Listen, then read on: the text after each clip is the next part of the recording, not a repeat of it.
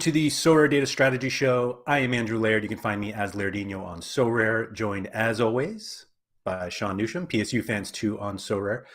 We are talking about some U23s today. I will give full credit to our friend Perez, who was like, you guys should talk about some U23s who are expiring and maybe look ahead to the guys who will be good next year. Andy and I did, I believe we called it the U23 Purge last year. I think it was a little later than this because one of the big things at this time last year was there were a bunch of like MLS. Like I remember JT Marcinkowski was like a popular U23 goalie because he just happened to be one, but he was losing eligibility in July, and like not everyone was like sure when it was happening. I think that was before we had on SorareData like when guys lost their eligibility. But anyway, so thank you to Perez for the topic idea. Thank you to everybody who has joined us in chat. See a lot of regulars here, which is always nice to see on this Friday. It's noontime here for us. So I noticed Mike Baston is here, who's usually for the early ones. We have our European counterparts here, Chani and Quinny as well. And then Zarki's here in the morning. So thank you to everybody for joining us. Sean, I guess my first question for you is, when you look to buy a player to improve your U23 side, how important, I don't want to say how important is length of utility, but like how young do you want these guys to be? Realistically, as young as they can be. I mean, I am okay with the old guys. Like, I mean, I thought I got a lot out of Sangare super rare this year that like made up for what I could have sold him at. Like, I could have sold him at like 6. I could probably sell him now at like 2.5 or 3. But I think I probably made up the difference. But realistically speaking, I would much rather have more than 1 year out of them. It's way more viable from that perspective. Yeah, I mean, I guess that's really the question, because I feel like there are a lot of guys that I've been looking at recently, and it also is kind of like this reality check of what year we're actually in, where I see it and I was like, oh, they lose it in 2023. That's like, oh, next year. That's so Mbappe was the big one for me. Like he has 1 year of U23 left.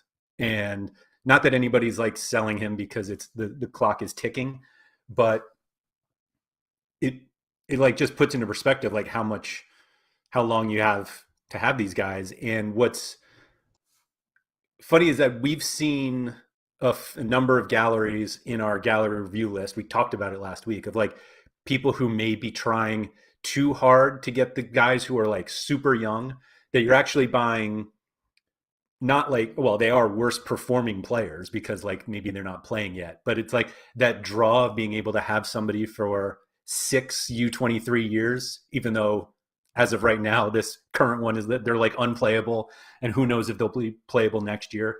Like, do you think people overestimate how long they'll actually be able to use these players? Possibly. I think people think that like someone super young has a super long perspective of being able to use the guy. But if a guy's 18 and he's not playable, that takes away some of your U23. If the guy, I think for me, like the perfect age is like 20 or 21. If you can find someone 20 or 21 that is scoring pretty well and has potential upside from where they're at currently, that is the best scenario. Like, I mean, I think right now, in terms of if they stayed, there's no question, period, who the best U23 player is. Would you agree? If no If one changed teams from where they're at right now, is there a clear cut and no matter what better than everyone else player?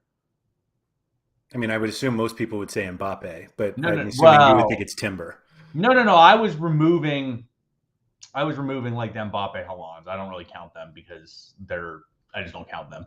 But to me, it's Enzo. Enzo Fernandez is clearly better than everyone else in the U23 perspective. Timber is right there with him. But like those two guys are the clear, far and away best U23 options if nothing changed for the next couple years based on what their age is and what they're doing right now. But Enzo's rumored to go to Benfica, so if he goes there, it could be really, really good for him. Honestly, it could be not great for him.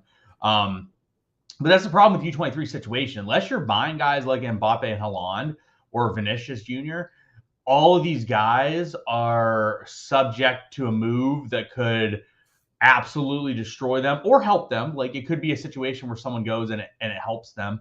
Um, but most likely the people are going to go and take a hit if they move. Whereas obviously if you're buying Vinicius Jr., you're buying Mbappe, you're buying Haaland, you know what you're getting out of them. Yeah, it's funny you bring that up because I feel like I had this conversation a few months ago with somebody. It was probably randomly on Twitter, but the conversation was about how they were only going to focus on champion Europe under 23s.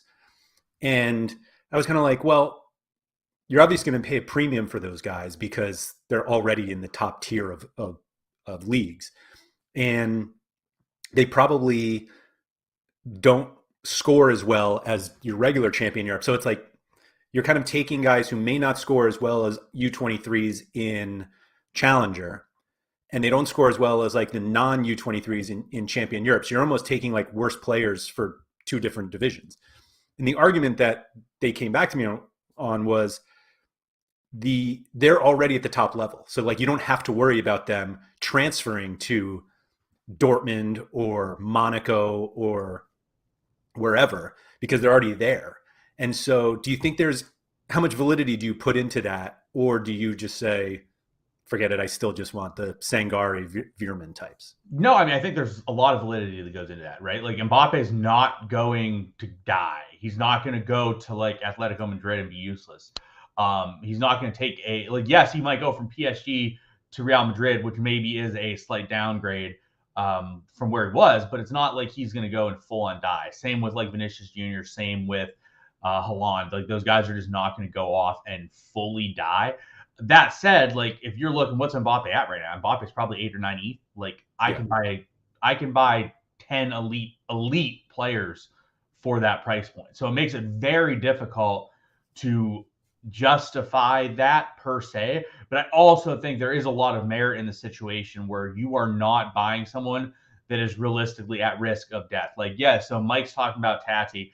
He actually has another year of it too, Mike. He still has a year after this year. But so, for example, Tati's rumors have been fantastic. It was like Bruges Until now. Until now, it was like Bruges, Palmeiras, I forget, River Plate. River Plate, yeah, like the fan, and then it was like West Ham. It's like, ooh, like that's Oh, like no. pure death. Like he goes to West Ham, that's just dead card. Like you just don't want that card at all. But that's the problem, right? Like, but like three of those options are like River Plate. He's probably better than Mbappe at River Plate, or he's like right on Mbappe pace. Club Bruges, like fantastic spot. He's probably in the same ballpark as those guys. Palmeiras, maybe he's a little bit worse, but he's still really good. Like, so that's the thing is like you have a 1 ETH card that like 50% chance of being the same or very similar as like an Mbappe, and then you have like a 50% chance of just pure death. So there is some merit to just getting champ EU U23 guys that are elite level players like Tchouameni, yeah, like Mbappe, Haaland, Vinicius Jr. But there's also a lot of merit in not getting those guys as well. And realistically, like I mean, I know we talk about like whether or not people are whales and have big galleries and like what cards make sense in a big gallery versus a smaller gallery. And we'll use like your size gallery versus my size gallery is a discussion point. And we can even talk about it too with our boy Carlos Gil, because we've been talking about it. You and I have talked about it a lot in the last like 2 or 3 days, because obviously we're the king pumpers of Carlos Gil, but we've even talked about like, is it make sense, especially for you to sell the card because of what it can provide to you, whereas the current risk tolerance with him, with Carlos Gil is tremendous as well. So when you're looking at like Mbappe, like if you have a 20 ETH gallery, like it's really difficult to justify having Mbappe because you could spend that on 5 or 6 elite level pieces that are really, really valuable to what you're trying to do, compared to the Mbappe, which is a great card, but it leaves you just really shallow in other areas. It's kind of like the MLS situation, right? Where if you have a big enough gallery, obviously you want a guy like that because you just come in. Whereas like if you have basically a salary cap, right? Like your gallery currently is like 40 ETH. You're not trying to put in another 10 to 20 ETH. So like your salary cap is 40 ETH. Well, if you tie up 20% of it in one card like an Mbappe, it really makes the depth behind him and the players that are surrounding him way, way worse. Yeah, no, for sure.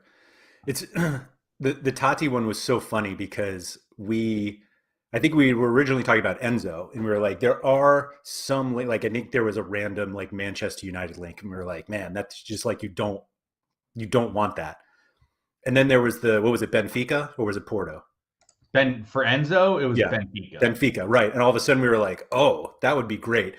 And we're like, see, you don't have this problem with Castellanos because like wherever he goes, he'll be fine based on like where the rumors were at that time. And I felt like 2 minutes later, someone was like, sent us the West Ham link. And we were like, Yeah.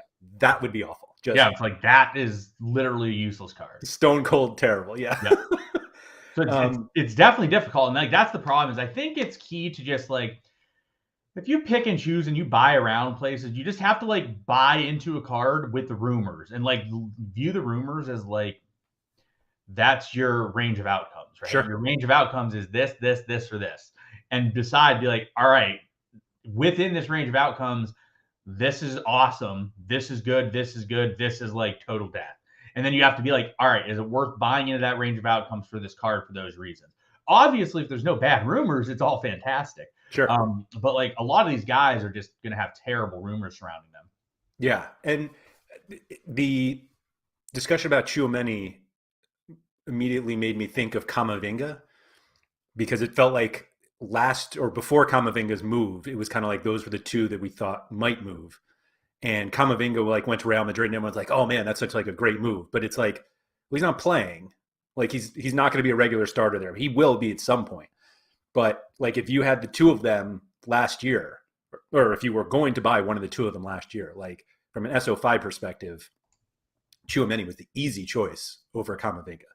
And so, you just have those problems when you have these younger guys, and it's sort of why we kept saying why Martin van de Voort is like the perfect U23 goalie right now, because Right. like every time you consider a U23 player, other than like a handful, and that's like the Mbappe realm, you have to think about where they go next, and the range of outcomes is really high for very good players, and high in terms of the places they can land. And usually the better teams that they go to, the smaller chance they have to crush. But we know the outcome already for Van de Voort. Correct. And so like I don't think people like truly appreciate like how perfect that situation is. And really it's not one we get with other players anyway. No, I mean, it's the best outcome. It's why, like, in my opinion, he's clear, far and away the best U23 goal. It's not close. I thought it was him or Costa earlier in the year. I thought it was him too, but a lot of people had rumors that he was going to be leaving and be gone, which obviously, like, that made it more so Costa. But, like, nobody has a situation as good as Van de Voort. You are locking up 2 years of starting goalie in a situation that is good at U23 perspective. No other goalie has that, and really very few players have that because right. realistically, if you do well, the objective is to move up. So if you're doing well, you're likely going to move up somewhere else. But moving up could be to a death situation where you go to the Premier League and you sign to like Arsenal, right? And like boom, dead. Like you just are in a far worse situation. So it's just a situation where I think Van de Voort is the far and away best player. And if you got other people that sort of made up and had that similar type of thing, like Alvarez, like hypothetically, like let's pretend Alvarez, his deal was that he was going to go to Man City, but not till next June. Yeah. Let's pretend that was the deal. He would have been the best U23 forward without question, because you had a year and a half locked up of elite level U23 play. And then he eventually is going to get a move to one of the most elite teams out there, and he could smash there. He could be useless, but at least you get a year and a half. To me, that's like a good example of this is Gravenberch, right? Like I think I have 3 Gravenberches at the moment because I won one and I'm not selling them at like 0.75. It just doesn't make sense. But like Gravenberch is going to Bayern. I believe in Gravenberch. I think Gravenberch is really good. I think that he's going to be a elite level player. And we've talked about his upside before. The problem is like Gravenberch is likely going to rot on the bench this year. He's likely going to be completely useless, like maybe even a worse version of Musiala, who was completely useless this year. But I think that his long-term upside is like a massive card. Yeah. So selling it now, if I can't buy it back for cheaper, doesn't make sense to me. So it's more so that I'm just holding the card. And I have a lot of cards like this. Like my kind of viewpoint is like, you're going to run through cycles. I'm trying to get to the point where my gallery just cycles through things, right? Where I have an Antony, right? So my ideal is that I have an Antony that goes somewhere and becomes a really good champ EU forward. And then all of a sudden, boom, I have a good champ EU forward option. And then I buy the next Antony down in Challenger, and then eventually he moves to another champ EU side. And then so like eventually I want to just have a constant cycle going on. Sure. Sort of like how we talked about with goalies, right? I'm going to have goalies come in, I'm going to have goalies go out, and I'm just going to keep them all because they're going to get injured, and then I'm going to have another goalie. So it's really just about that. Like I just want to have a cycle of constant streams, which obviously it's harder for like elite level champ EU players, but that's where I would hope to get to at some point. And yeah, so Mike talked about Diogo Costa going to Bayern. It's definitely one of the rumors. If he goes there, he's going to rot on the bench. But maybe they'll do a thing with Porto where they sign him and loan him back to Porto for a season, and then it's pretty viable. Yeah, it's almost like Van der Voort has ruined our realistic thoughts on transfers. That now, like every time there's a transfer, like, man, it would be really great if he signed somewhere, but then was loaned for 2 years and stayed. Like any Enzo rumor, like you're going to hope that he stays at River Plate for however long. Correct. But like that's obviously the risks with U23 players. How much do you value post U23 usage? Like we talked about this, I think not on stream, about Pedro Gonçalves and how he was an elite U23 midfielder basically all of last season. He struggled with injuries this year, but like the expectation is that he could still be like a really good Challenger Europe midfielder if he stayed at Sporting.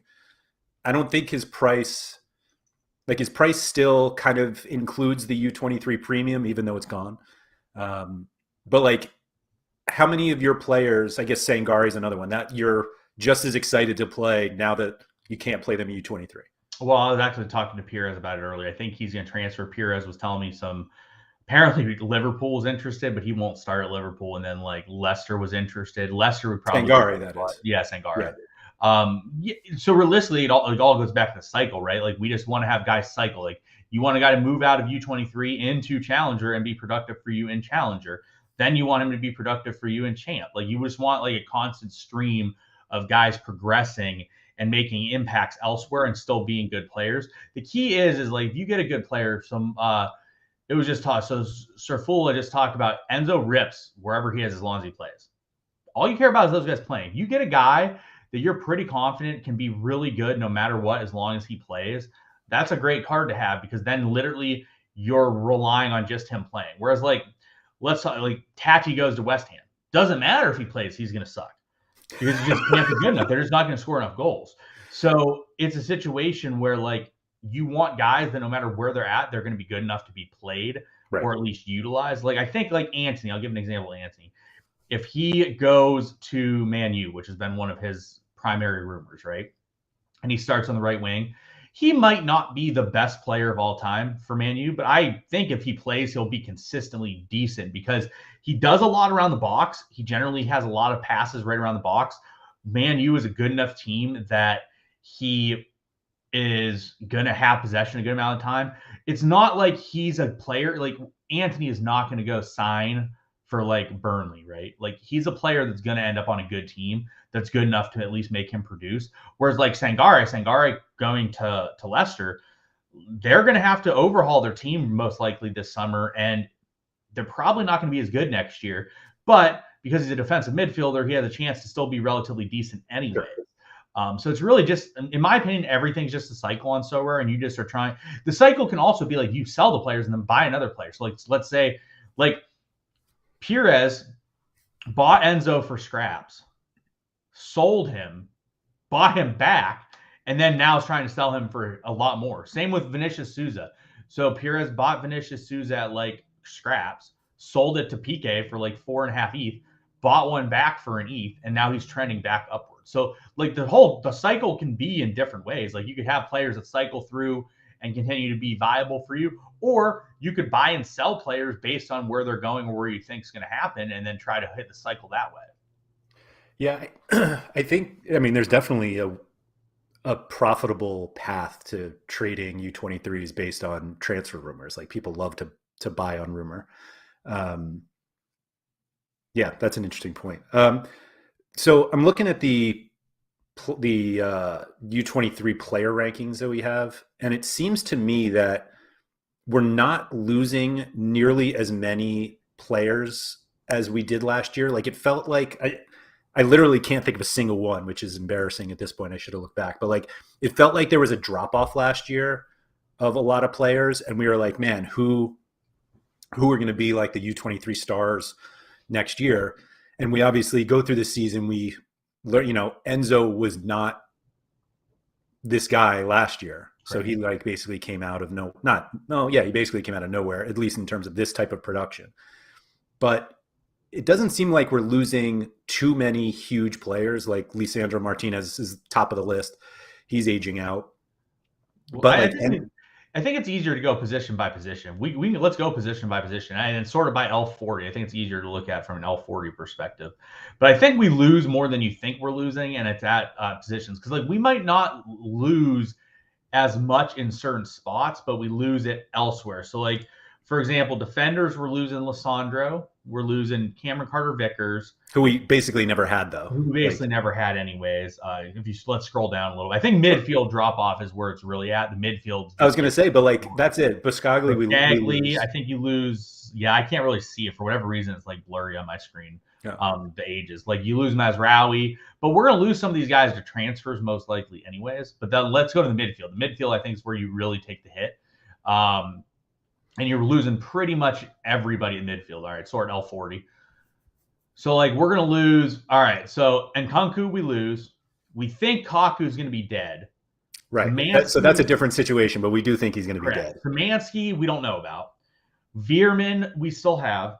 I think Turnbull, Veerman, like we talked about, I think we've talked about it previously, but like he's the cover boy, obviously this one, but like correct. Veerman's move was like perfect, and it's possible he moves like after this year, but like this is his upcoming year is his last of U23, I think.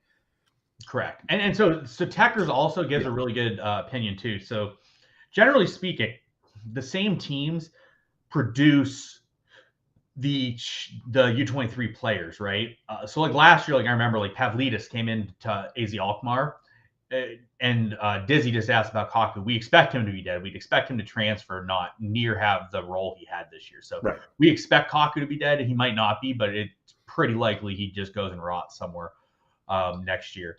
But if you look at like Alkmaar, if Jesper Karlsson leaves, which I've actually heard rumors that Karlsson's going to stay. Yeah. We'll see if that transpires or not. But like if Karlsson goes, they're likely going to bring in a U23 player to replace Karlsson, and that person within that that role is going to be really good. Same thing with Ajax. Club Brugge brings in a lot of younger players. Genk brings in a lot of younger players. There are teams that play a lot of these younger type guys. Feyenoord's another one. PSV's another one. Like those teams are bringing in these elite level U23 players. So like, for example, if Enzo Fernandez goes to Benfica, well, he likely ends up in the role that Ibrahim Sangare ran because the PSV coach is going there, and that's pretty much the role that Enzo would be in. We know Ibrahim Sangare is really good in that role. We can assume that Enzo will also be really good in that role. I will actually also say I think Enzo's a lot more polished offensively. So like I think Enzo's way better than I think Enzo's a much better player than Sangare. So like realistically speaking, if Enzo goes to PSV or I'm sorry to Benfica, basically runs in the role that Sangare played, and he just like is locked into that spot, you can assume Enzo is going to be a really, really good, strong U23 option for however long he's at Benfica. Typically, you're looking at like 1 or 2 years. Like typically, a guy will stay 2 years, I would say, from once they get to somewhere, unless they really just pop off and then they get sold to somewhere big ahead of time.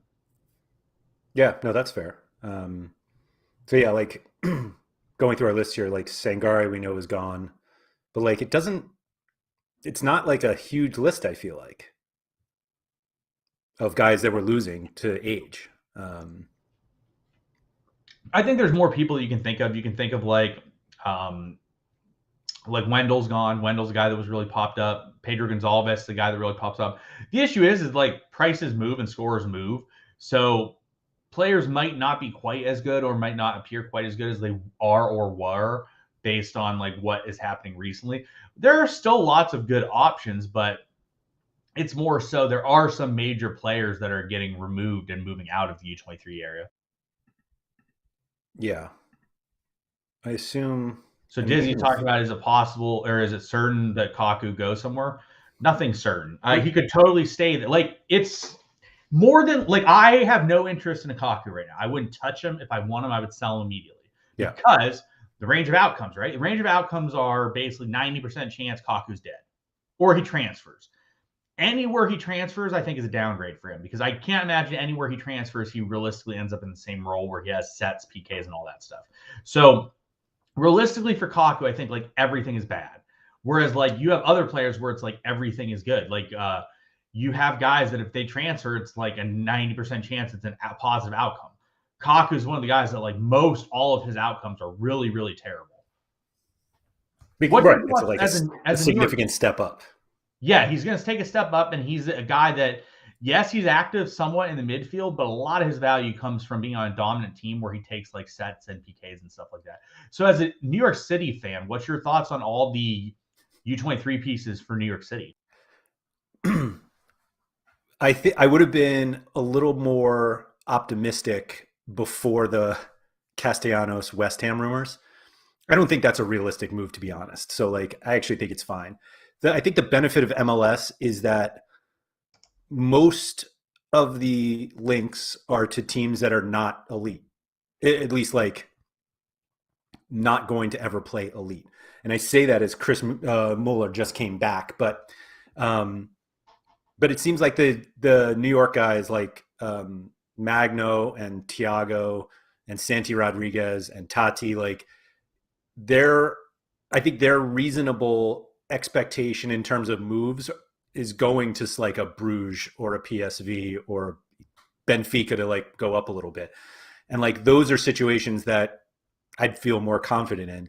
But it also seems like a position that the downside risk is much higher. That like the reason these guys are good, Luis Sinistera and Darwin, like these guys score a ton of goals or get a ton of decisives because they play in leagues that and teams that score a lot, and they're just unlikely to have as many at that point. And so like the all around scores go down because they're not getting as many shots on target or creating as many chances. And like it seems like the drop off at forward in terms of leaving their current situation to anywhere else, even if they play, is just bad. Like it feels bad. Well, because when you're looking at like any of these guys move, there's like 5 teams that are like a good enough spot to maintain what they've done. You're looking at like PSG, Bayern, Liverpool. Maybe in the right situation, you'd have like a Napoli or like a Man City. But like Man City, you have a lot of mouths to feed there. Like Napoli, like it's possible. Like we've seen what Insigne can do. Like you can really produce. Like I know actually both Carlson and Sinistera have been linked to Napoli. Like yeah, they could smash for Napoli in that role, but they could also not play that much, or they just could not smash as much. But like yeah, realistically speaking, like Gakpo 66 L40, he's not going to keep a 66 L40 moving. Like it's pretty much like what happened to Daniel Malin. Like if we pull up Daniel Malin here. The ones that always jump out at me are Malin and Bodu. Yeah, so Bodu and Nemcha are a bit different for me because they're like more like locked in out and out strikers, I would say.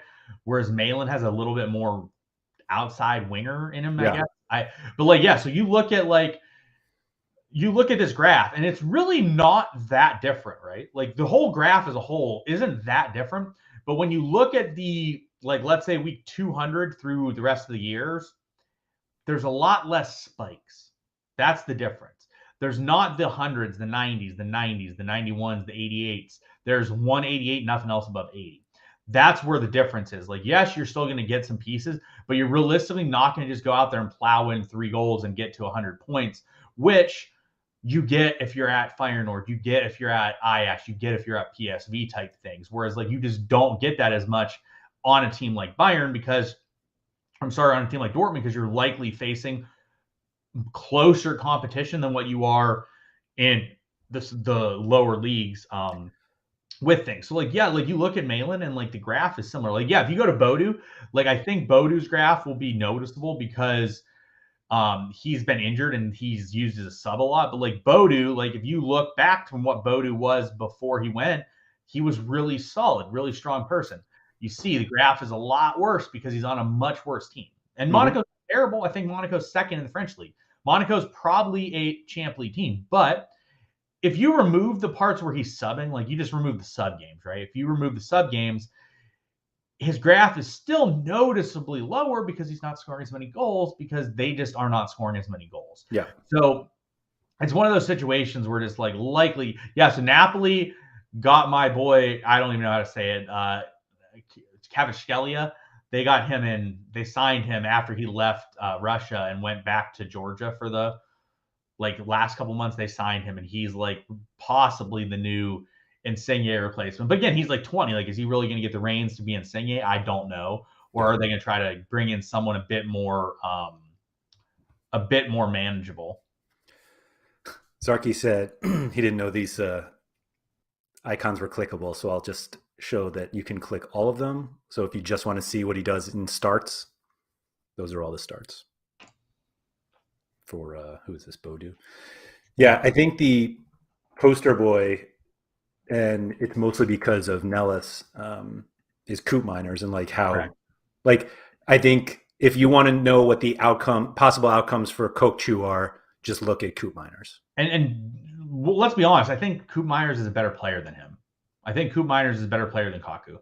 But you look here, right? Like, yes, Coop Miners still had some good games. He's literally probably not been playable like one time all year. Because it's really, I mean, that's tough. You have no idea when he's going to start. So like you literally just couldn't touch him at all. So it's likely that someone like that is just not going to be playable much at all.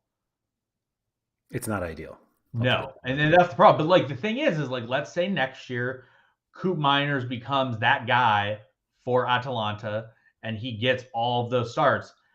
He shows that he can be really productive. So if he becomes a guy that starts and plays 90 every game, he could be a really good card again. Yeah. So it's realistically just a situation like you might have to sit there and wait on a card for a year. Like Gravenberch, like I'm expecting, well, yes. And so Max is saying that Atalanta is just a disaster anyways because they rotate so heavily, which he's right about. They have historically been a disaster and rotated tremendously. So like realistically, like you do not want your guy to go to Atalanta.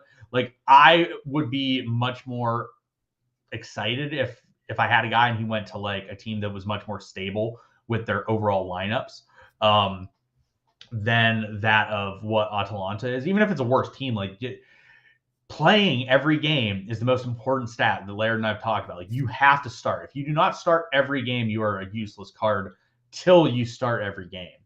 But that's my hope with Gravenberch. Like I have the Gravenberch cards. Maybe I'll sell one on the hype of him going to Bayern once it's locked in. But I'm kind of here for the long haul with Gravenberch. I think that if he becomes a locked-in starter long-term with Bayern, he could be an even better player than he was at Ajax. And he could be a like 10 to 15 ETH card in the current market. So like for me, like I'm just not the rare, the super rare, obviously, but like a rare would probably be like a 2 or 3 ETH card. Maybe more. Like Goretzka is probably worth 2.5, and I think he could be better than what Goretzka is. Yeah, I think the expectation is certainly that he'll be better than Goretzka. But so Chani had a question. Surely he's just asking for a friend. But if you had Sinistera and Kokchu, do you sell them now or wait? Although you said Kokchu, you would sell immediately. So I would probably sell him. I think he's still way too high. Sinistera, I'm unsure of because I'm not positive.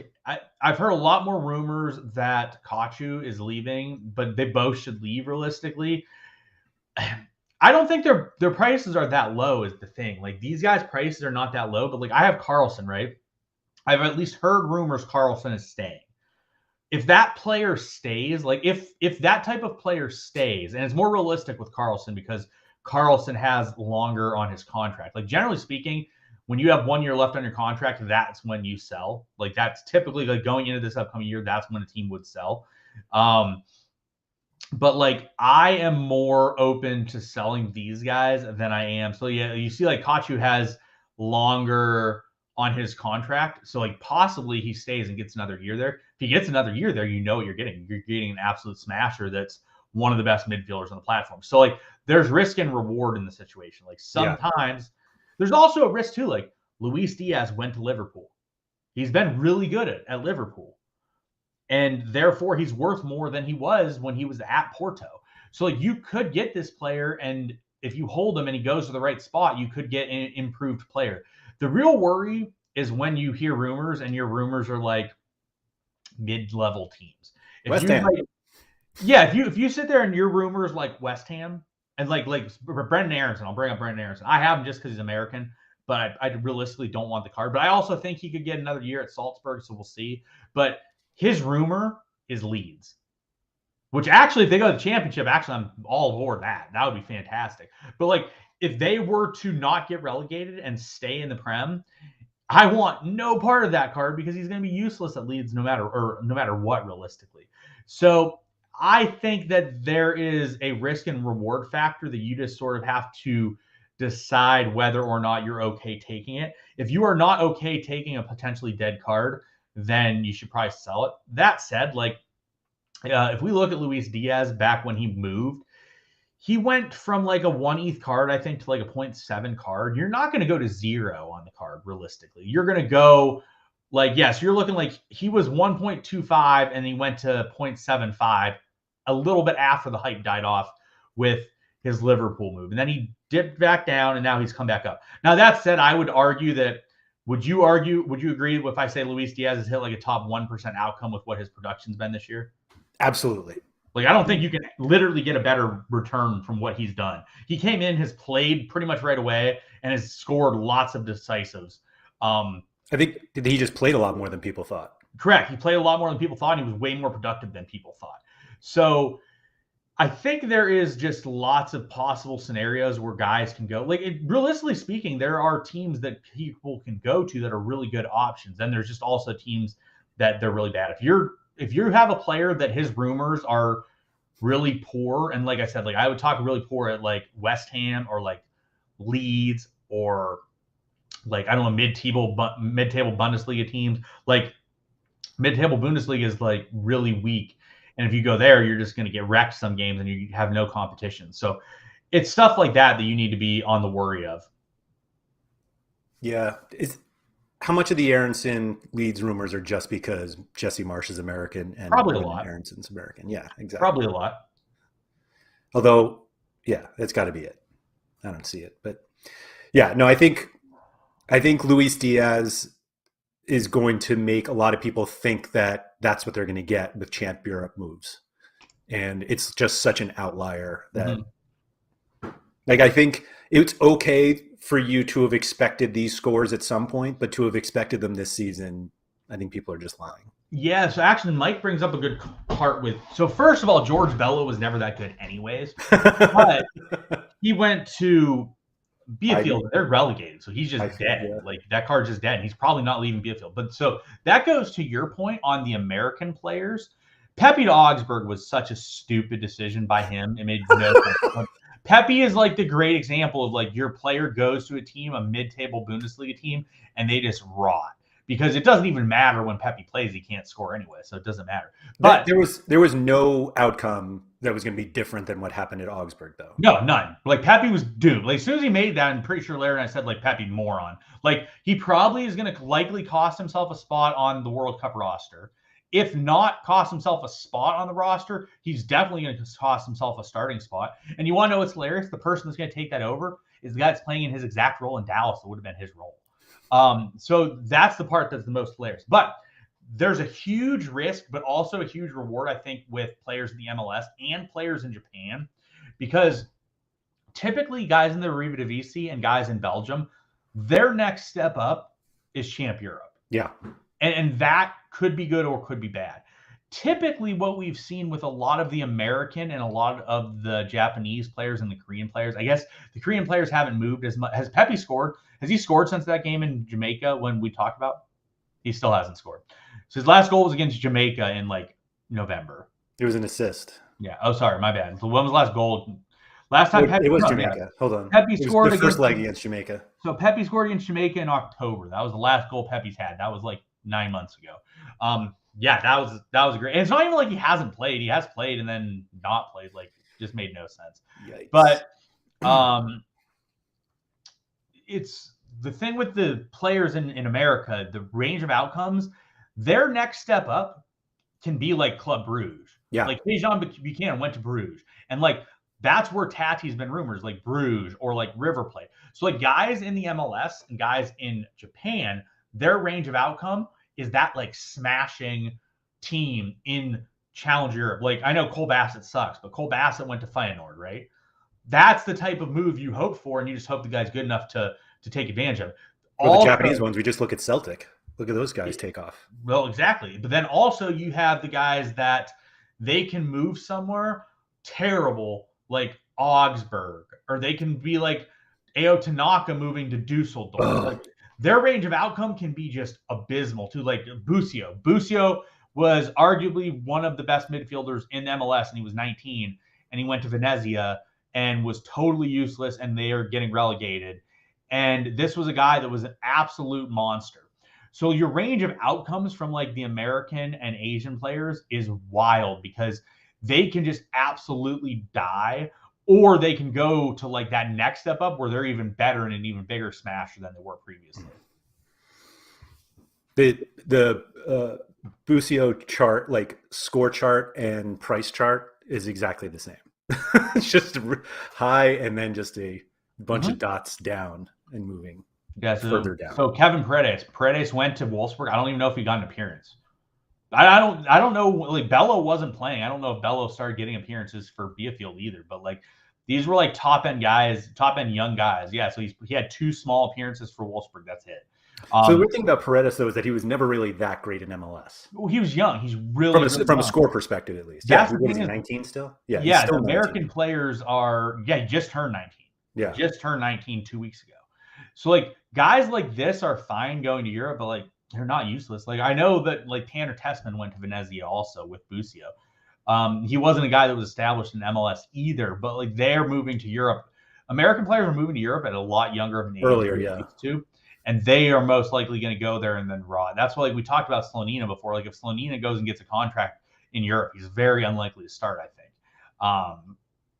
But it's just the range of outcomes is a lot higher. Whereas these Challenger Europe guys like Kachu and Carlson and Sinistera or Gakpo, like they are going to take a step up to a champ EU side. The issue is they're going to have a lot of competition there, but also there are a lot of champ EU side that is just a failure if you go there anyways. Yeah, I mean, I think the like the number of places that you could go and be on an upper level team and play is just so low. Like the odds are just simply that they're unlikely to be dominant players in Champ Europe if they're coming from Challenger. Correct.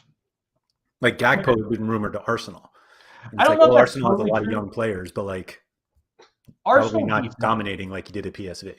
Correct. That's the problem. Is he's not going to dominate at PSG. So like that's so yeah. So Barnesi just talked about Maleka rumored to Lyon. If he goes to Lyon, that's terrible for him. He's been absolutely smashing it in Turkey. So like if he goes to Lyon, that's terrible. The other range of outcomes of him staying in Turkey are really favorable outcomes, and maybe it makes it worthwhile. So you just have to weigh that range of outcomes and decide whether or not you like that range of outcomes, and then what to do with it from there.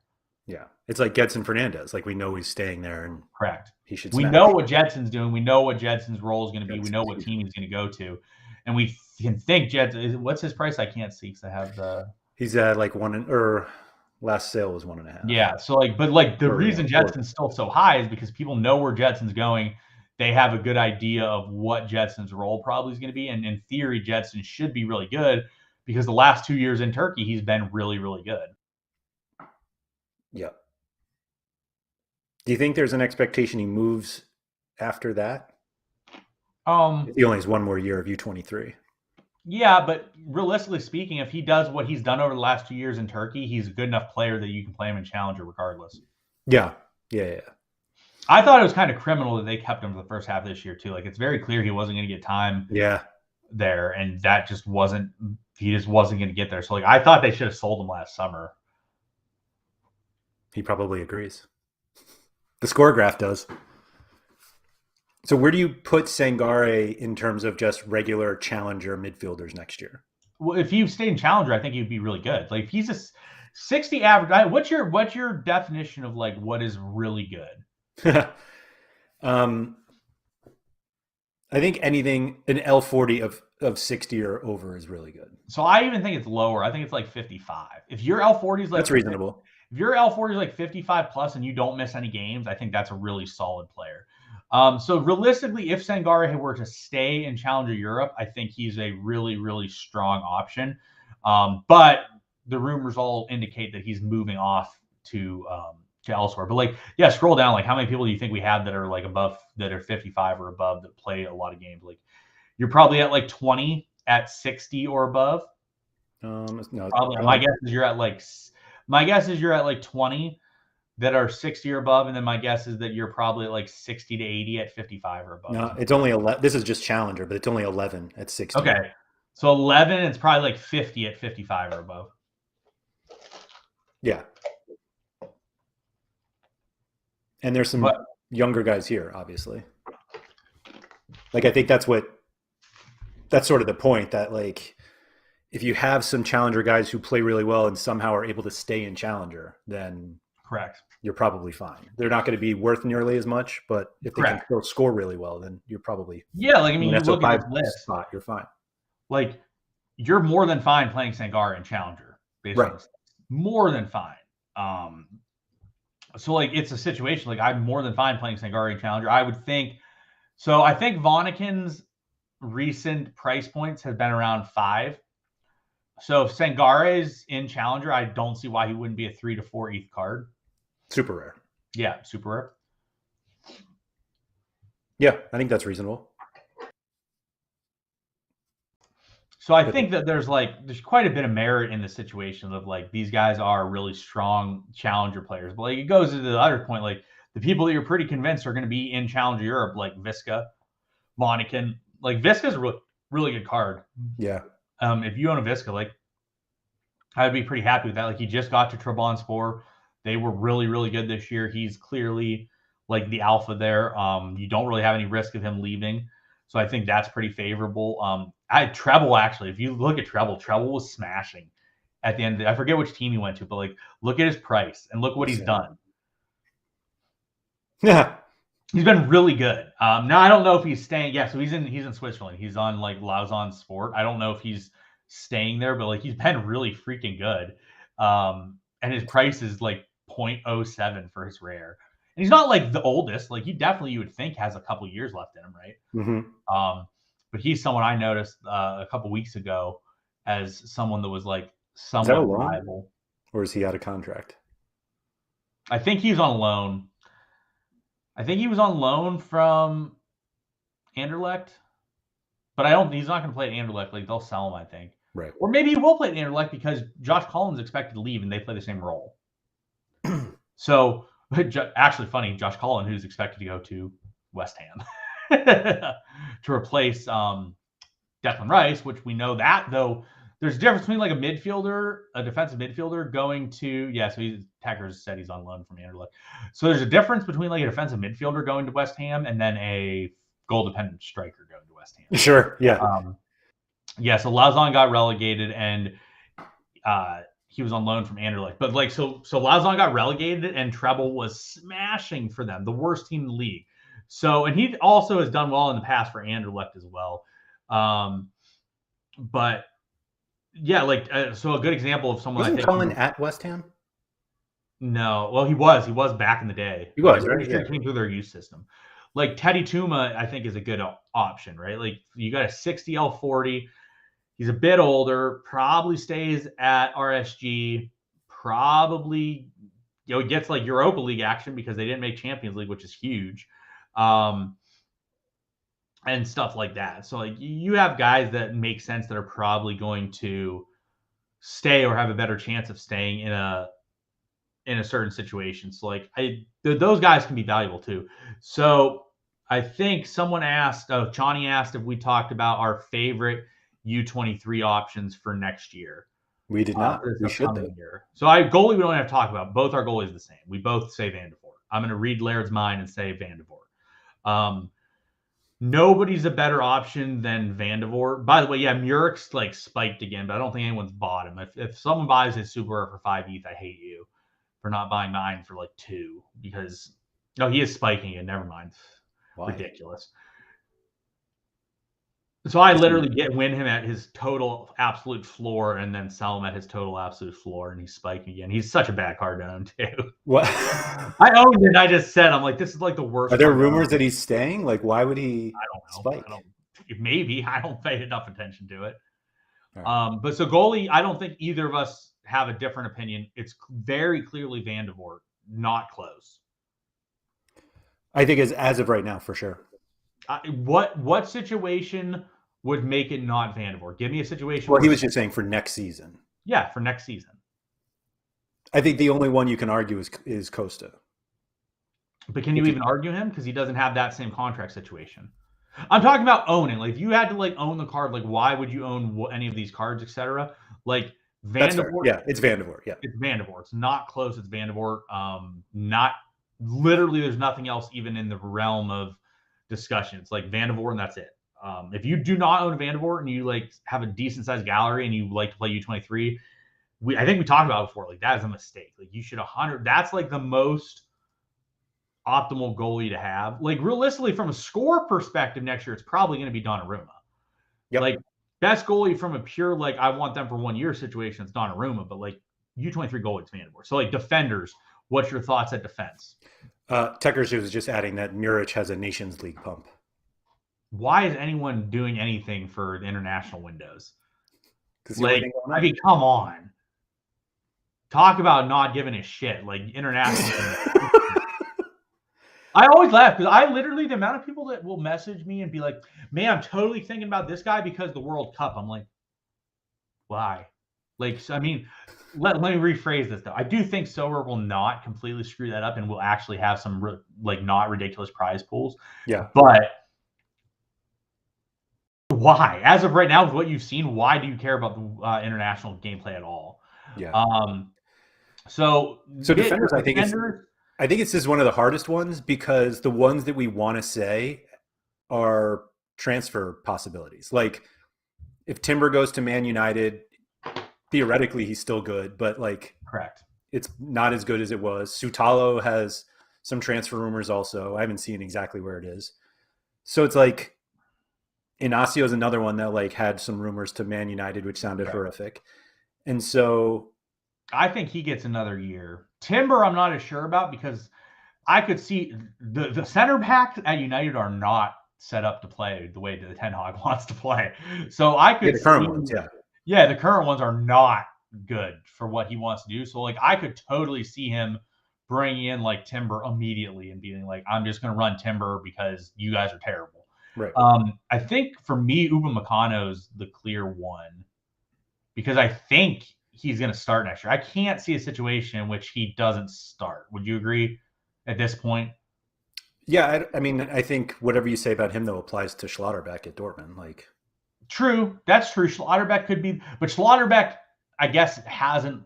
No, I mean, I can't see how he doesn't start either. So it's realistically one of these four. So like, let's go a little bit lower. Like, who are the people that you think that are potentially really good that are lower on the list?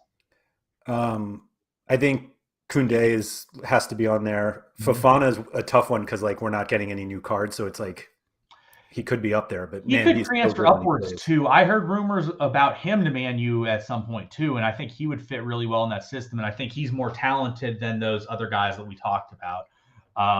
To me, Fofana is the best center back prospect out there. He's so good. Do you think he's better than Saliba if Saliba stays at Marseille? I think so. I think Fofana's. I mean, I just think Fofana is really freaking good. Yeah. No, I won't argue with that. And Soki, I think Soki is a really good option. He really excelled at the end of the year for Bruges.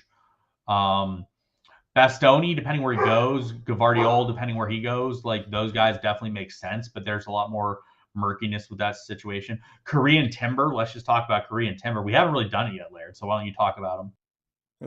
We're still scrolling to get to him. I mean, we haven't. Just scroll a bit. Yeah, we're gonna have to scroll quite a while. But I mean, obviously, he's nowhere near in this conversation. But yeah, so there he is. Lee So Han. if you guys like want a value defender that has legit upside to be really good, Lee Han Bum. Like if you guys missed the whole situation, like Laird and I both were managed to get a super rare under the radar over the course of a couple days, a few weeks ago or a month ago. But like if you look through his stats and you look what Lee Han Bum does, he passes the ball back and forth with Osmar and Ki Sung Young repeatedly. So realistically speaking, his upside, especially as FC Seoul get better, because like they brought in Hwang Bum in as well for the remainder of the season before he leaves again because he was in Russia. But like Lee Han Bum has started every game except for I believe the DNP was a COVID game. And you see that some of his scores are not huge. And the reason for that is because this team is not as good as what Ajax is, obviously. But you see these spikes, right? These 85, 89, 80s. They're totally within his range of outcomes, especially when they have positive matchups. And you look at them, the AA in those games are tremendous. And you see he only played 74 minutes here. He had 83 passes, 8.5 points worth of long opposition passes. Just from passing, he had 20 all around. That's really freaking good. So like that, like you literally don't even have to do anything defensively. So if you're looking for like a cheaper, possibly really good upside U23 defender, also you look at his age, he's only 19. Yeah. And you're going to get years out of him from a U23 perspective as well. So like I think that the upside on Lee Han Bum is one of the best upsides out there from a U23 defender purposes. Yeah, and Vanmas points out they have a U23 goalie now. Yeah, they do. They have Bake John Bum, who I also have. I'm not sure if that's like locked in though. Yeah, nobody does. Yeah. So Zarky Poo made a good mention on like who is not a good U23 defender option? Nuno Mendes. Shitty Hakimi is not a good option. Laird, how did you feel winning a Nuno Mendes as a star rare? I was straight furious, and I tried to immediately sell him. I can't even talk about it. I think he's the most overhyped player on the entire platform based on where he is on the Sorare reward list. Yeah. Nuno Mendes makes no sense. Like does everything that Hakimi does except for worse in every way. But I wouldn't want Hakimi either, to be fair. But like those are guys I would not want. I think Trent Alexander-Arnold's a great card to have. Like for sure, could be the best because if he plays every game, which he does, and if they ever do a tweak to fullback scoring, which we never know, all we know is he's elite without that tweak. If they give a tweak, he's the best defender on the platform. It's not close. So I think he's someone that could be really good. He's like easily the reason. I want to talk about Kalulu in a second. Alexander-Arnold is like the poster boy for why they shouldn't change the scoring matrix, and yet everybody uses him as the reason that they should. Like he's already one of the best defenders on the platform. Correct. Like we don't need to change a rule to make him the best from the second best or whatever it is. Like I'm not having it. I don't even want to listen to it. I could see a small. I agree and disagree. I could see a small upgrade. I think they punish fullbacks really heavily. I would like to see crosses be worth a half a point because I don't think that will dramatically impact things for a lot of players. But you make it has to be accurate crosses. Yes. Okay. That's just fine. crosses just doesn't. It just makes it. That's a good example. Okay, accurate cross is perfect. So an accurate cross is worth half a point. So like if a fullback has like 5 or 6 accurate crosses in a game, they get an extra 3 points. I think that is helpful to the fullback situation, and I think that is a fair uptick to what fullback should get. I think that is certainly an option. I think the easiest, maybe it's not that easy to be honest, scoring wise, but like obviously it's the possessions loss that everybody complains about, and I don't think that's a stat that you should like remove completely or even lessen. But if you can, like, losing possession in Yeah, the opponent's third is different than in your own. And like the fact that those things are scored the same, like a cross into the box is different than losing possession when you're, you know, 3 yards from your own goal.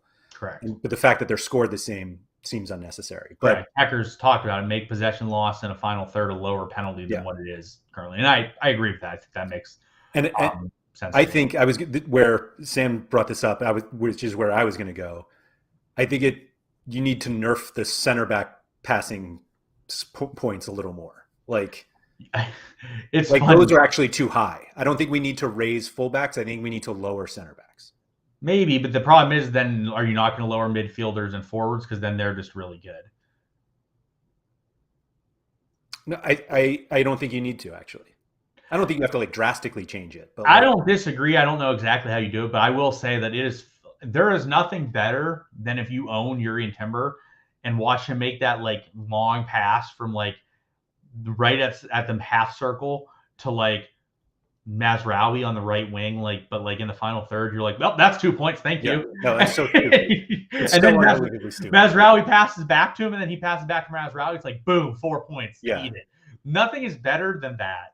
Yeah. No. As somebody who doesn't have timber, it's such a bullshit rule. Well, that's why I wouldn't bought timber. I saw that enough. I'm like, I got to go get timber.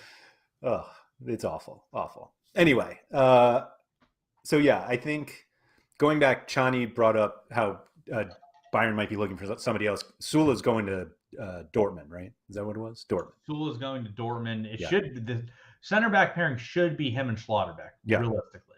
Yep. All right. Midfielders. Do you think it's Enzo? If he doesn't move, it would be Enzo, but his move is a bit concerning me.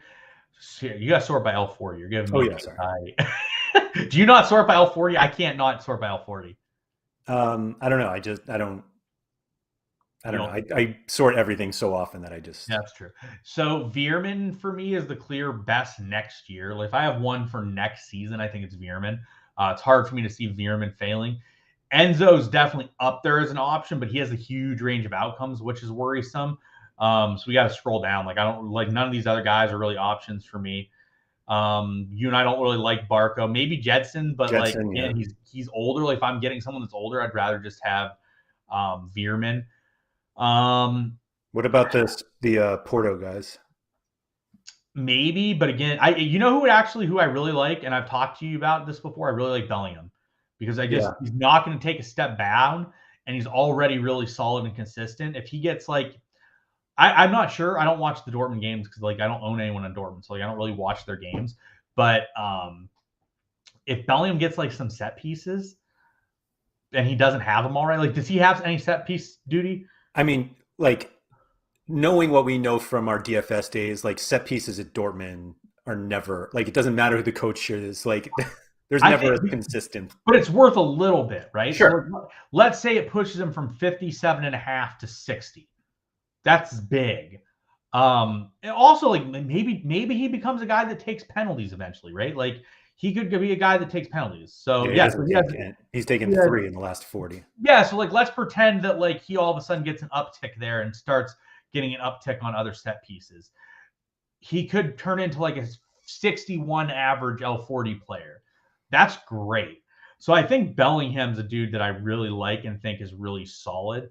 That's fair. Because I think his room, you see the growth, right, from this year to last year. I think his game has a lot of room to grow, which I think is important. Would you rather have Bellingham or Gravenberch? Bellingham. Okay. Are you talking about from a long-term perspective? I'm saying if Gravenberch to Bayern is announced today, who do you want? And you could buy one today. Who would you buy? I would buy a Bellingham because I think Bellingham's going to start right away.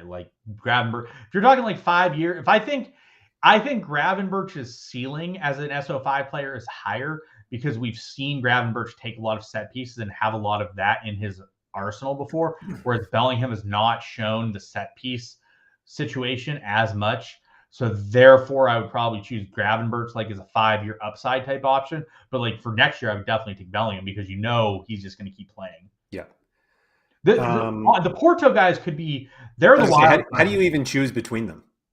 It's a wild card to me because if they stay and they play every game, they should absolutely smash. Actually, you know who's been really good? Almada. I was just about to bring him up. Almada has been really good. And you know who else I think is really good? He doesn't have new cards, which is just like infuriating. But I think people need to like appreciate how good he's been. He's been really good. Yeah, like that's a fantastic situation. All around is really strong. Everything about Almada has been really good. Another person I think has been really good and I think has really great upside is Santi Rodriguez. I think he has really good upside. So I think my boy Glebov, I'm not going to say he has huge upside, but there's been lots of rumors with him going to Zenit. And if he goes to Zenit and like, let's say he takes sets and stuff at Zenit, he should really improve upon what he was, which is already a pretty okay player. That's a total smash. Yeah. Yeah. So I'm really like, I have a Glebov and I think he has a really tremendous amount of upside from where he currently is because his team was terrible. His team's really bad this year. Whereas if he goes to Zenit, I think he could just really, really thrive there. Yeah. Like if he goes there, like he could realistically take over the Wendell role with more set piece duty. Really strong position. Yeah. I want to add Chouameni to the list. I mean, he's obviously very expensive, but I think that he could absolutely be in the top 3. My concern with him is he goes to Madrid and rots for a year. With Camavinga? Bellingham doesn't have that in his Bellingham's not going to do that. Yeah, that's fair. Someone asked us why we haven't pumped Talles Magno yet, and it's because we haven't gotten to forwards. But correct. We both think he's the best one. No, so I think if Jota stays at Benfica, again, like I'm not going to count Mbappe and Haaland. You know that Mbappe and Haaland are great. Realistically, it's any of these guys if they stay. Yeah. If Jota stays at Celtics and Astera stays at Feyenoord, Carlson stay at Alkmaar. It's one of them. If they don't stay, it's Talles Magno's great. I like Talles Magno a lot. You knew I wanted him like last year. When he was terrible and not playing, I wanted his card because I could tell right away.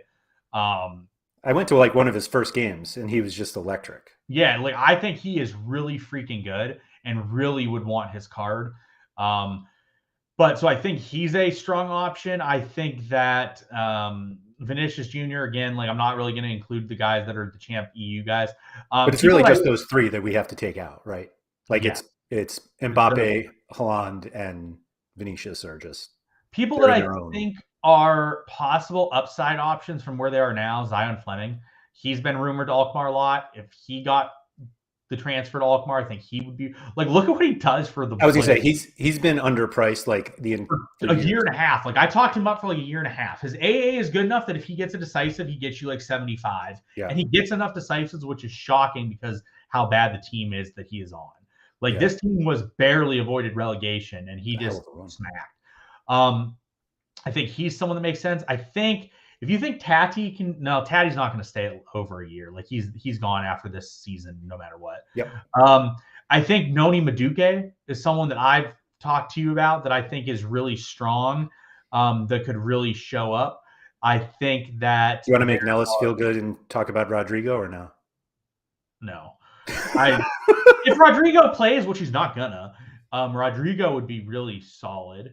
I mean, if Mbappe stays, the path is a little easier. If Mbappe stays, he at least has a path. If Mbappe doesn't stay, he has no path. If Mbappe doesn't stay, he's just dead. But there's a lot of like mediocre forwards that are like options per se. So the issue with like if Jonathan David goes to Arsenal just, I will say I really like what Arsenal's doing, and I think they're getting a lot better. But I just don't think it's there.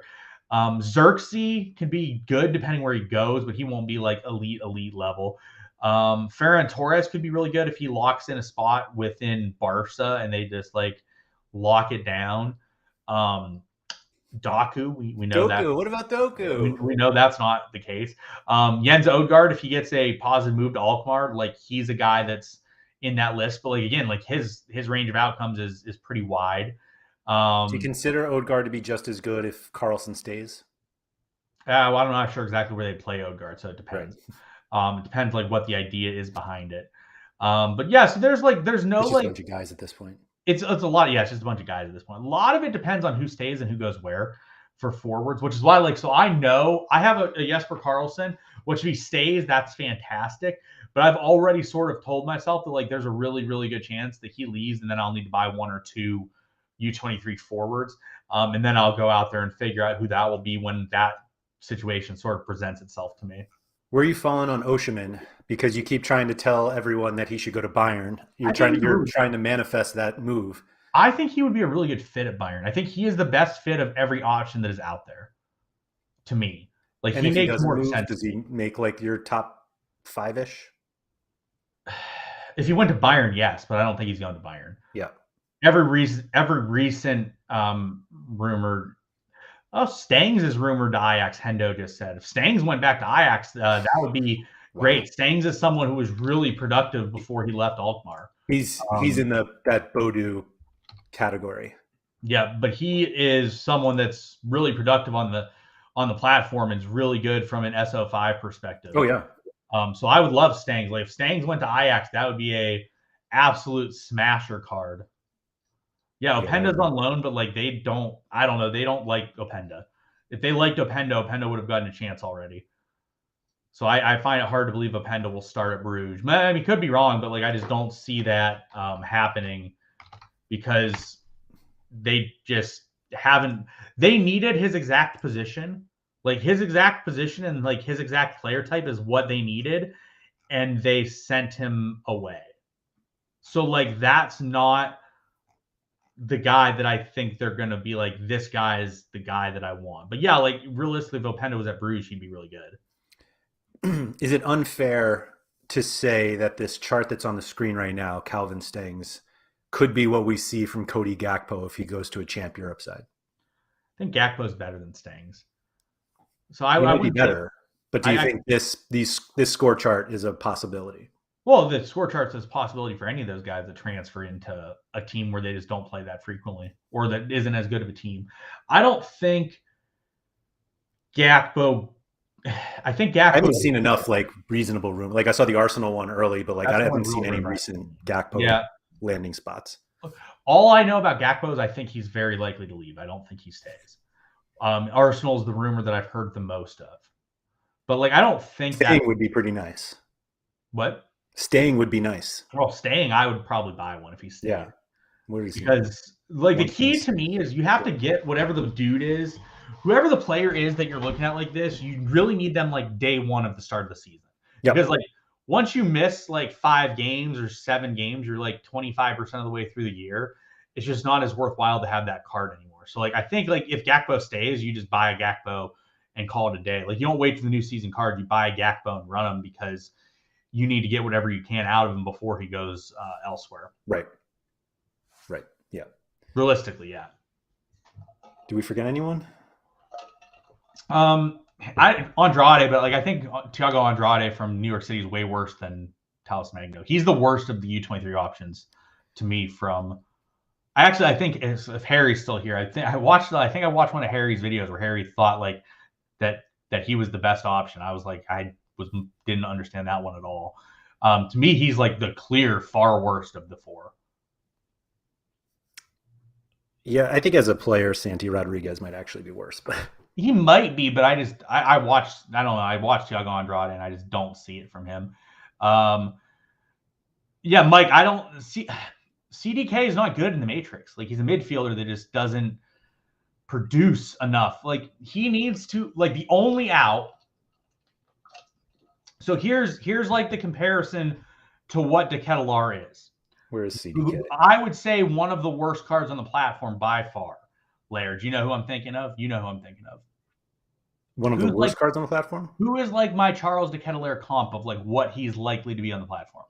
I don't know. Who do I think is like one of the worst cards, if not the worst cards on the platform? I mean, you have a lot of worsts, to be honest. Okay, but his nickname is the Cuck. Well, that's Lewandowski. Well, okay, I have numerous people nicknamed. I was going to say, or Takimi, or like... He plays in the Premier League. People like Jimmer and Black are really stupid and have paid way too much for his card despite the inability to ever use it. I don't know. I'm drawing. You're struggling way too hard on this one. Kai Havertz. Oh. Like So like if we go to Kai Havertz, we'll see so Sam knew who it was, and John knew who it was, and John's nowhere near where this would be talked about. So that was a struggle bus by Laird. So like, Yeah, so I'm you got sorry. You Kai just Havertz. share with me how many people you hate too often. Well, no, Kai Havertz is But like, you're if right. you I talk should have about known that. the number one like worst player on the platform that if you have, you just should not. Yeah. It's Kai Havertz. So like you look at Kai Havertz, so he's been playable like 0 times at Chelsea ever because his upside is non-existent. His AA is absolutely treacherous. The only chance a player like this has is, so Hendo asked, do I think CDK should get a forward card next year? He could. He should have already had it this year. He played like 0 games in the midfield this year. Like he literally didn't play midfield 1 time this year. A lot of strikers listed. Yeah, and like the left mid is more like a left forward. Like it's not really a left mid. Yeah. So he just plays striker. But like the only possible scenario in which he is a usable card as a midfielder in the long term is if he is on Man City or Bayern or like and just smashing. So he has to go to the best team in the league and just smash. I do think he's really good. Watching him, he is really, really good. But like you look at Kai Havertz, he's so useless. Like the card is just a ginormous turd bag because it's a midfielder card. So, and like I'm not even talking about like when he doesn't play. Like if you scroll down, like when he plays, it does not matter. He sucks. It's like, also always as a striker. Yeah, he should have a striker card, and his striker card would be a pretty decent card. Not a decent card, but like at least you could play it because the striker, you at least have an openness to having a no all-around guy that goes out and scores 75. You can't really get that at midfielder. Your midfielder needs to have an AA game. But so like I think that De Ketelaere literally has to go to a major side, and it's still really difficult because he basically needs to become Mueller. That's like the chance at success for De Ketelaere is like he becomes Thomas Mueller. Like go look at Mueller and like what Mueller does as a midfielder. Like Mueller as a midfielder is at least okay. Whereas if you're not a forward, like it's really detrimental to the card. So like if we look at Mueller here, we're going to go and look at him as a forward. So now we're going to look at him as a midfielder. Oh, you can't just click on midfielder? No, I mean, I don't mean like when he plays midfielder. I mean like as a midfielder card. Oh, sorry. Yeah, just like a midfielder card. Like his midfielder card is at least like usable, right? He's got a bunch of hundreds now. Yeah, so like that's like the team that De Ketelaere needs to go on to be a productive card. So people are talking about Ademi in chat. I don't know. I just have no interest in Ademi. He could be fine. But I would rather go with other people that are better. Brenner. So Hendo's talking about Brenner. Brenner, I think, wants out of Cincinnati bad. I think the issue is Brenner does not want to be in Cincinnati. For a team to like bench I've talked about this a lot. In the MLS, if you are benching your designated player, it is an absurd disadvantage because of the way that the salary cap works in the league and the way that the construction is. So like benching Brenner is just such an awful look. Like I just think Brenner wants out of Cincinnati so bad. Yeah. But that goes to like the whole thing. Like if you're a striker, goal dependent striker, and you play on a bad team, it's just not a good fit because you're not going to get the opportunities you would get for a good side. Right. I think people overlooked that at the beginning of the season. Yes. It's like, oh no, he's a U23, and we kept talking about how bad the U23 forwards are this summer, and it's like, but his team is awful. Yeah, but he looked like someone that would play. And to be fair, Brandon Vasquez has been serviceable. Yeah, like, that's true. Vasquez has been serviceable. Yes, Techers just talking about wanting to get out. Where's the Ochoa talk? David Ochoa is like the biggest head case I've seen. Like that guy is just, let's just get rid of him wherever he wants to go, because like wherever he goes, people aren't gonna like him there, and he's gonna be upset about it, and like that guy's gonna have a bad time. So I'm just ready for Ochoa. Actually, I don't really care because I don't own Ochoa. He can continue sitting on Salt Lake bench for all I care. But yeah, he's going to Mexico somewhere. He's probably going to like Chivas or something. But like, dude's just such a head case. But So anyways, back to De Ketelaere. Like I think he's really good. I think De Ketelaere is a really good player. The issue is that exact player type on Sorare is useless. Is like even like this year, like beyond useless. Like his card pretty much useless at all times this year. Like he had a couple 80 pluses, but like it's just you're only playing this type of guy in matchups, right? Like if they play Sarang at home, you play De Ketelaere, and you just hope he's going to bag 2 decisives and get like 85 and 90. But like if he plays like Gank on the road, like you probably don't play him because the matchup's not good enough. Like yeah, you still might get a decisive out of it, but he's probably not going to get you 90 to 100 points. So it's realistically very difficult because midfield is typically where you play like those guys that can put up those easy hundreds, and he's just not doing it. So there's one more guy that we should talk about because he's been like a very important U23 player for a while now. We literally did not mention his name. You and I both think that he likely leaves this summer and will die, which is why we didn't talk about him. The fact that we went an hour and 20 minutes and never once said the name Noah Lang, talking about Sorare under 23s, is there any... I mean, there has to be an outcome where he's still good, right? Well, there was rumor of him going to Ajax, right? Like, there was rumor of him going back there. If he goes to Ajax, he smash. This has not been a good show for Marco Lele. Poor Marco Lele has not had a good show between Noah Lang and Bello. It has not been a good show for Marco Lele uniques. But I don't think Noah Lang goes back to Ajax. If that happens, he smashes. Like absolutely smashes. Leeds would be bad. So Sam is talking about CDK being useful in high ceiling lineups. CDK is about the lowest ceiling guy you can run. He doesn't have a high ceiling because he doesn't have the AA game. So he needs to score 4 goals to really hit that situation. But it's just he burnt bridges at Ajax, but like there's no way he's going back there. Like Ten Hag's gone. Yeah, I don't know how much of I don't know how many bridges he burned though, or if it was more so like Ten Hag hated them. Ajax seems like a kind of place where if you piss one person off, you piss everyone off. Maybe it could be. So yeah, so Milan has been the most recent rumor. I don't see how he could be successful there. Leeds was the one last year. I don't see how that could be successful. Like I don't really see an outcome where Lang is successful. It's hard to really envision a successful outcome for Noah Lang. He stays. That's the successful outcome. Is he really going to stay? I can't imagine he stays. They've been talking about him leaving for like 2 years. Mm-hmm. He didn't do anything that bad this year, though. He didn't get like suspended for anything ridiculous like last year. Yeah. And he didn't get like put out of the team. Who knows, though, after their Ibiza trip, maybe he did something there, but I have no idea. I don't know. I don't see how Lang's productive. I don't see how – I still have a Lang card. What's his price? I don't even know what his price is. 0.8? Floor's 0.8. Yeah, so like I have one. I haven't sold because like I don't know. I don't really sell though. You know that. Like I don't really sell. I just wait and see what happens with someone because like he's got talent. Like he's a really talented player. If he ends up in the right situation, maybe he's successful. But I mean, I don't see it. I find him very hard. Like I can see De Ketelaere. The issue is though, like right, like if Lang's successful, his card's really good.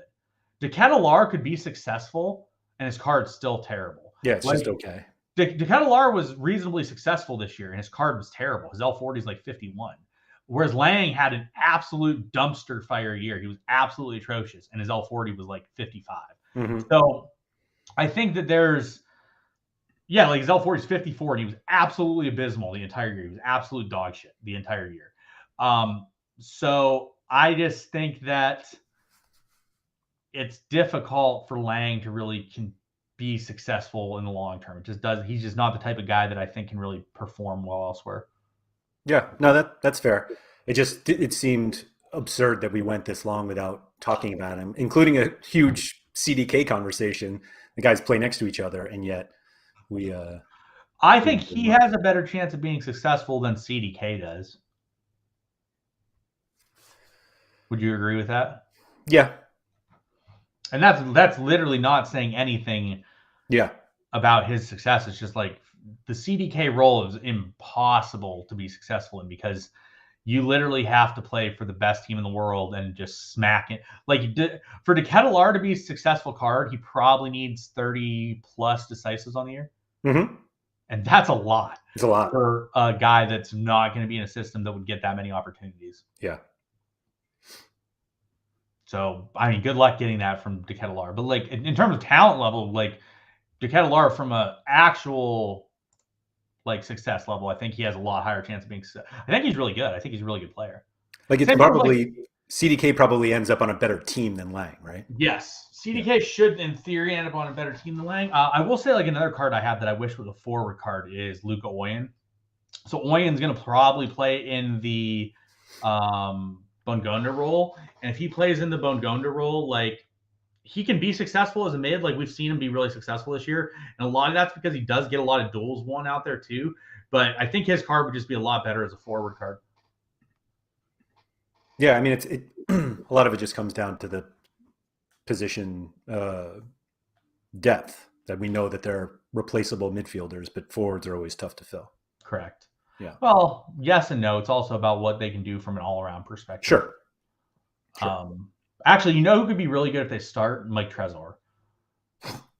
He should start. They should have to revamp stuff next year. If he plays in like that midfield, well, I guess they don't have as much to replace in the midfield, though. That's the problem, because they re-signed Torsvate. But when he plays, he smashes. Absolutely smashes. And Ugbo goes back. Yeah, I don't know what's going to happen with that, because Dessers goes back too. And Dessers has been really good for Feyenoord. Yeah. But I don't think they like Dessers. They had a chance to play Dessers, and they don't really like him, I don't think. Yeah, that gang team. So Tekers, I would disagree with that. If they play him in the role where he was playing in this year, if they play him where like they played like Thorsfeld and Hanen, I think he's actually better as a midfield card, Trezor. But if he's playing on the wing, like he plays in like where Bongonda and Ito play, I think he's better as a forward. But like some of those all-around games you saw from Trezor were like the 76s, 78s, he was really good, and he had a really high floor in those games from what he was doing. Yeah, those are good scores. Yeah, like his all-around was really strong in those games. Yeah. And he was active to some extent in the midfield, which made it worthwhile. As someone with an Ugbo card, I would love to see Big Paul gone so that he can go to West Ham instead of. I mean, I have everyone, so it doesn't matter. Yeah. I actually don't care. I think at this point, I want Paul gone somewhere because it just needs to happen. And then I want Ugbo to start, which I'm not sure if that will happen. If Desser starts, that's the disaster for me. I want Bongonda to go to Trabzonspor because that was the rumor that I've heard, and that would be fantastic for him. Yeah. I think the coach there is an idiot. Well, actually, yeah. Rewind here. I want the coach to be fired because he's a moron. There you go. Techers will agree with that. Like, I want Stork out. He's as dumb as they come. Blast him into the sun. And then we'll see who the new coach is. But realistically speaking, I think that there's options that I could deal with there. But I want their center back situation to be sorted because I have all of them. Yep. I don't have McKenzie. I have the rest of them. But I want Lukumi to go, and I want whoever to start. I just want like a you just want regulars. Yeah, that's all. I just want regular starting lineup options. I was talking to someone this. So Tekers said that Vronken from Mechelen was going to be the option. I'm fine with that. I don't care. Tekers he doesn't care about defense playing. I don't care if anyone cares about anything. I just want them to play the same players over and over again. And Mechelen generally plays the same guys. Like Big Bob plays all the time. Vinicius Souza plays all the time. Those guys play every game. I don't give a shit what they care about. Yeah. I really don't care at all. But I was talking to someone about this earlier. I'm pretty scared / excited about this off season from a European perspective. Because last year I came on in February and I was buying cards in March and April. And I didn't really buy players that were in rumors, right? Because I just avoided that situation. Whereas now I have major key players that are rumored to play. Yeah. Yeah, I have like Anthony, right? Like Anthony's got rumors PSG, Man United, could stay. He's got a lot of rumors. Timber's rumored to Man United. He's rumored. So it's going to be an interesting summer because not even from like the top end guys I have, but like I'm sure there's a lot of random people I have in my gallery that like if they get a loan, like I know I have a Maldini super rare, right, on Milan. He's like 18. If he gets a loan to like Belgium and all of a sudden he could be like a smashing type player in Belgium, we just don't know because he hasn't really got the opportunity. So I'm pretty excited this year because it's kind of my first season going through transfers. And I think there's just going to be lots of positives and disasters that are going to happen. So like I'm excited sort of to see what because like realistically, we just talked about that whole list. Like we've talked about so many people that are rumored to be moving, and the range of outcomes is super wide. So it's going to be really interesting to see like where everyone goes, to see if you could get players that become Champ Europe players that are smashers. You could get guys that were like dumpster fire players in Champ Europe that transfer down to loan out. Yeah. But for me, is it exciting to you the next coming months to see like what happens with that? Sure. I mean, anytime you have a card that like, obviously it works both ways, but anytime you have a card that like theoretically was dead and all of a sudden they get a move and they're going to play, that's great. Yep. Simple as that. And they can tell, like, I'm sure if we look through our galleries, we can find guys that like were not playing that transferred somewhere. And like that Farrow guy in yeah, he transferred. He was useless, literally not playing. Useless. Then he loaned out to Croatia and is the best defender on the platform. So, all right, here's fun. So Dizzy just mentioned this. You want to talk about bad rumors of where a player is going to go? Paul Onuachu's list of options that I've heard are Burnley and Atletico Madrid. Like, can you get worse? I don't think it's like a worse range of outcomes. It's like, well, those are both terrible. Realistically, I think Paul's got to move, and I just want to see him move. But like, those range of outcomes are so bad. I don't think you could come up with two worse ones. Literally. Like, no, literal two bottom worst outcomes, period. Yeah. Yeah, so he said he's like, in January, he's rumored, and then they brought in Weghorst, and so it's probably not that case. But like, yeah, like you talk about someone that has no upside in their rumors. Like, I don't think Onuachu has a very good chance at hitting somewhere good at all right now. What's funny, so another guy we didn't talk about, but is U23 and had the link to Atletico Madrid was Boubacar Kamara. And somebody was like, no, that should be really good because they're like a good defensive team. And it's like, go look at the Atletico Madrid SO5 scores and trust you don't want any part of it. No. Simple as that. So Connor, yeah. So, all right. So guys, when we talk about Taddy and going to West Ham being terrible, Onuachu going to West Ham would be way better because his alternatives are awful, whereas Tati's are fantastic. I wonder where Osimhen's going to go because I have seen literally nothing has indicated that Osimhen will stay. And every rumor that I've heard is like Arsenal or Man U. And I haven't heard anything else. Looking at it, it looks like it's like Arsenal, Man U type things. And I don't think they're terrible. They're just not great. He's much better at Napoli. Like I'd much rather have Osimhen at Napoli. Right. Yeah, you'd probably rather him stay. I want no part of Atletico Madrid. No. Yeah, like there's like a team that I don't want any part of ever. It's them. Like I hate them. I just, as long as Simeone's there, they're not changing their defense. They're just changing the players. They're changing their players. They're going to be useless. Like, and the thing is, like, the defense isn't good either. Like, no one is good there because the goalie just hoofs the ball long. So if he doesn't get a clean sheet, he's terrible. Which you saw this year, Oblak's been one of the worst goalies on the platform because they haven't kept as many clean sheets. Yeah. The defenders just bus park, so they're not active, so they don't get tons of tackles or interceptions or duels. They're just in the way. And then the the forwards suck because they don't score any goals. So it's like literally if there's a team that there's a worse situation, then it's hard to find in that team. It's true. It's yeah. No, thank you. No, thank you. Free Joao Felix, please. Actually, yeah. Speaking of someone who literally there's no worse rumor than where he is Joao Felix because you don't go to a place worse than where he's at currently. I made fun that we hadn't mentioned Noah Lang. The fact that we didn't mention Joao Felix until 93 minutes in. He actually could be a really, really, really, really good option too. Any rumor of a move for him is a good one. Yep, doesn't matter where. Any move, send him to West Ham. West Ham's an improvement. Right. Yeah. But realistically, he's not going to West Ham. Please not there. Everywhere Joao Felix is going is a positive rumor. So like Joao Felix could be really.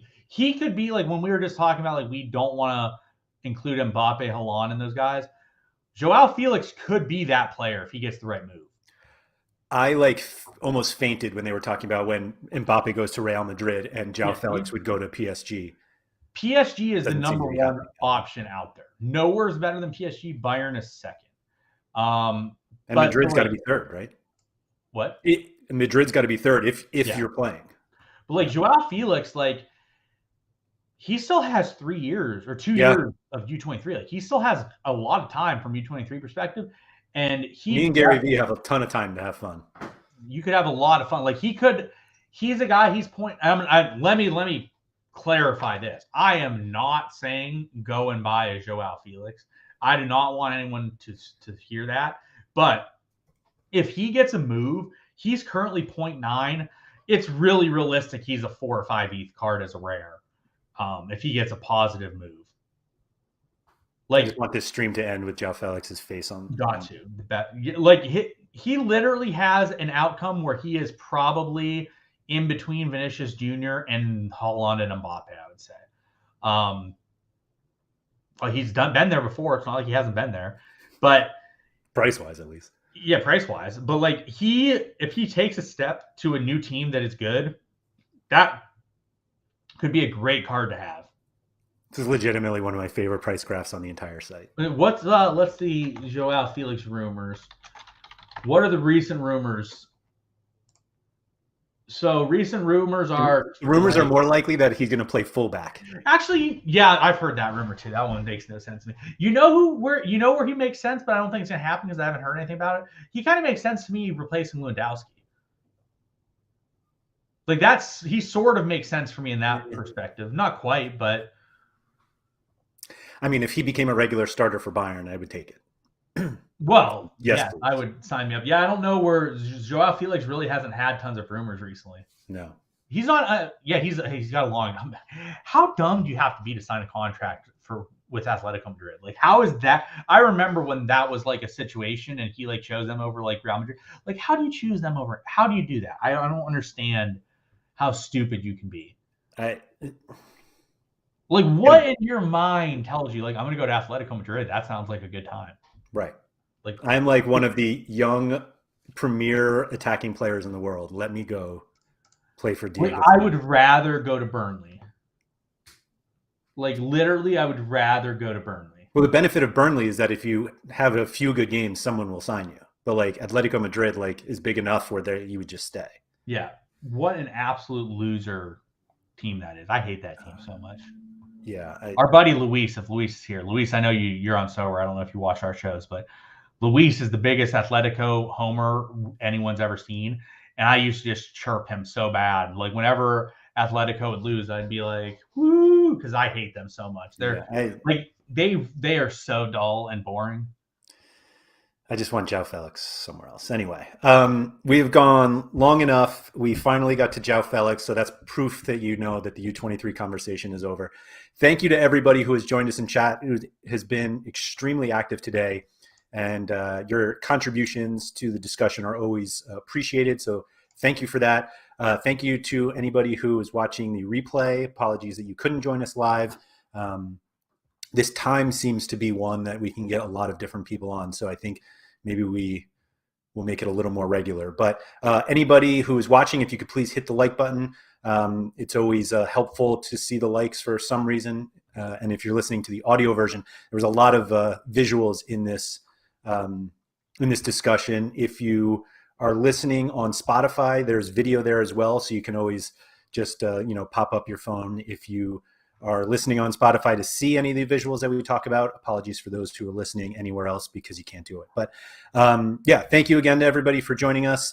We'll be back next week on Friday with another topic. And then obviously Andy and I will be back early in the week with Sorare Andrews. So thank you, Sean. I'll talk to you next week.